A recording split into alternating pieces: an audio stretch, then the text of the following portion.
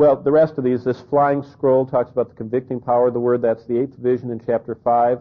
This one in chapter 5, verse 5 is really interesting. There's a basket with a woman riding in it that has a lead plate on her head, carried by 2 storks.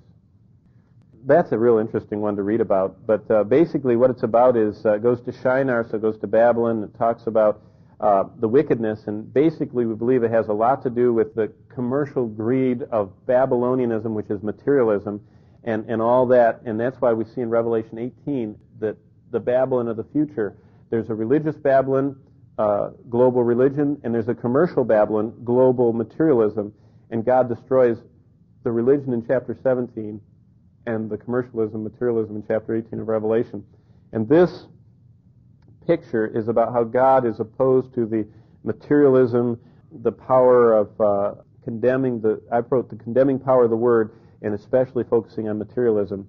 Then the 4 chariots, that's the 10th vision, is about all the powers of the world and coming back again to the sovereign judging. Let's go on the back page, and I just want to take 1 minute to finish this. And this is a big book, as you can see. The second major part, the first part is God remembers His Word. Then, that's the first 8 chapters. The last chapters, 9, 10, 11, 12, 13, and 14, is God remembers His plan. And His plan has a future hope. And in chapter 9, He first of all exposes the false shepherds. Then the true shepherd is revealed, and Jesus is the good shepherd. And I just gave you this. In our present age, Jesus, the good shepherd, has a 7-fold service as our good shepherd. He calls us, He leads us, He nourishes us, He knows us, He guards us, He heals us, and He carries us home someday. What a good shepherd He is.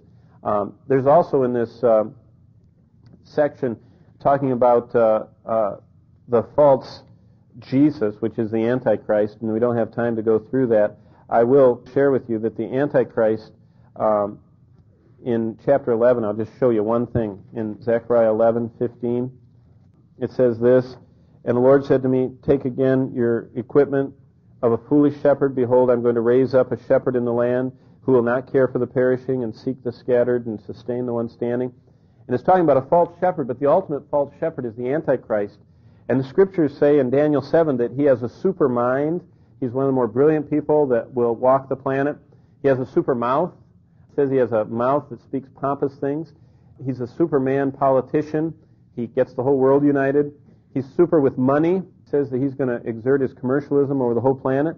He's a super military man in Daniel 7:23. He just defeats basically anybody he fights. And finally, he's got a super ego. And he's just totally exalting himself, it says in 2 Thessalonians 2, 3, and 4. And what's interesting is he's exactly the opposite of Christ, all the way down. Jesus was humble, he's proud. Jesus gave away everything, and he hoards everything. And Jesus won by peace, and he wins with military, and he's the exact opposite of Christ. And then we see the final 3 points there. Israel's redeemed in chapter 12. Israel is cleansed. Look at 13:1. I love this. "In that day a fountain will be opened for the house of David, for the inhabitants of Jerusalem, for sin and for impurity." And what I wrote down in my notes is that Christ's blood cleanses away the penalty and power of sin. And that's where this song comes from. "There is a fountain filled with blood drawn from Emmanuel's veins, and sinners plunged beneath that flood lose all their guilty stains. The dying thief rejoiced to see that fountain in his day, and there may I, though vile as he, wash all my sins away. Dear dying Lamb, thy precious blood will never lose its power, till all the ransomed church of God be saved to sin no more."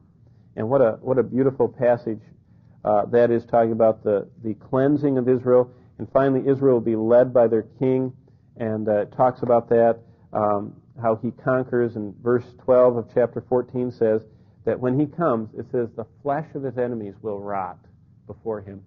It's a very good description of what happens when someone stands, like in Hiroshima, those that were near ground zero. It says that they just melted in the blast of that atomic bomb.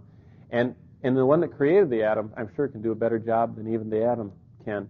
And we see Israel being led by their king invincibly into triumph, and Christ reigns as King of Kings and Lord of Lords. I think my favorite part of the whole book, though, is verse 1 of chapter 13. Because it really doesn't matter how much prophecy you know, as long as you know the Master whose fountain can cleanse from sin. And I hope that you know him tonight.